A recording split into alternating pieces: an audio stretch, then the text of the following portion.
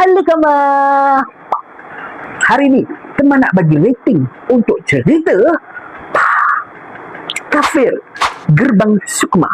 Oh my god. Cerita ni awak cakap dengan lu rumah. Dia punya seram tu dapat. Dia punya ngeri tu dapat. Dia punya ngeri mesti ada jijik kan. Jijik pun ada. Teman ceritakan sinopsis dia dulu ya. Okey, cerita ini mengisahkan sebuah keluarga di mana ada seorang ibu, 2 orang anak dan seorang menantu. Anak lelaki dengan perempuan dengan seorang menantu perempuan. Dia orang ni baru lepas kehilangan ayah dia orang.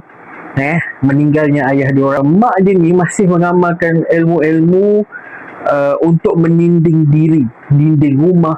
Jadi anak-anak dia ni rasa macam, mak aku ni, apa mak aku buat ni? Kau tegur lah sikit mak kau tu. Mak kau pun mak aku juga. Adik-beradik bergaduh biasa lah tu. One day atuk dia call rumah, kata nenek sakit. Bila mak dia dengar macam tu, mak dia jadi gelebang-gelebor lah. Jadi dia orang siap-siap hari tu juga dia balik kampung. Bila dia balik di kampung tu, macam-macam jadi. Hantu tak nampak hantu. Jangan risau. Dalam cerita ni takkan nampak hantu, takkan nampak lembaga-lembaga, takkan nampak.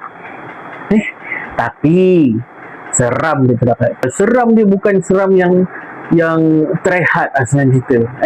Seram dia memang kalau kau tengok kau kena heart attack. Serius. Dia ada plot twist. Baru aku tahu. Dengan plot twist ni baru aku tahu yang cerita ni ada prequel. Ada cerita sebelum dia. Senang cerita awak cakap galu kan.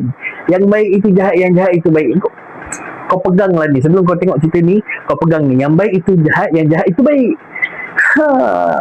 Apa itu Gerbang Sukma? Maksudnya senang cerita pintu gaib lah, di mana orang yang meninggal boleh hidup semula. Itulah Gerbang Sukma yang cerita ni nak sampaikan. Apa yang dia nak hidupkan semula, dan apa yang terjadi pada keluarga tu, kau kena tengok lah sampai habis. Kau kena tengok cerita ni dekat wayang yang terdekat selagi dia masih roll. Macam itu hari TGV Kinta City panggil aku. Alhamdulillah. Thank you TGV Kinta City kerana dia menjemput teman, sudah menjemput teman untuk melihat tayangan perdana ni. So far cerita ni CGI dia pun tak nampak macam CGI, cantik.